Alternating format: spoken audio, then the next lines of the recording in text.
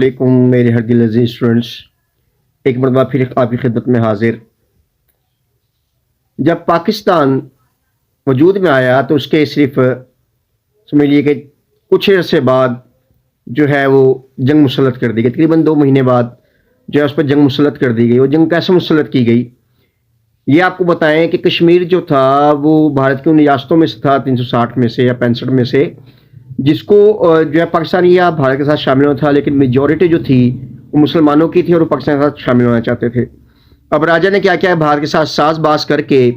اس نے جو ہے مسلمانوں کا قتل کرنا شروع کر دیا۔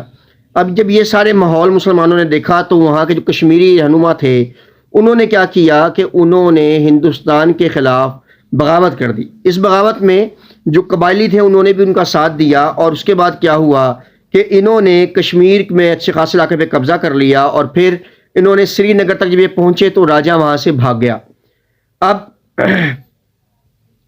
اس ٹائم پہ جو جنرل ڈگلس تھے ان کو جو ہے مسٹر جناح نے کہا کہ آپ کشمیر میں فوجی اتارے ہیں، مگر انہوں نے مسٹر جناح کی بات کو نہ مانا۔ اب ادھر سے جب اس نے دہلی پہنچا راجا، تو اس نے جا کر وہاں پر جو ہے ہندوستان ساز باز کر کے معاہدہ کر لیا، اور پھر ہندوستان کی فوجیں جو تھیں وہ ہیلی کاپٹر کے ذریعے کشمیر میں اتاری گئیں، اور پھر انہوں نے سری نگر کے علاقے کے اوپر جو ہے قبضہ کر لیا۔ اب اس کے بعد جو تھے جنرل ڈگلس جو تھے وہ تیار تھے کہ جی کسی طریقے سے جو ہے وہ فوجوں کو اگر آپ کشمیر میں اتارنا چاہتے تو ہم تیار ہیں، مگر اب اس کا فائدہ نہ تھا۔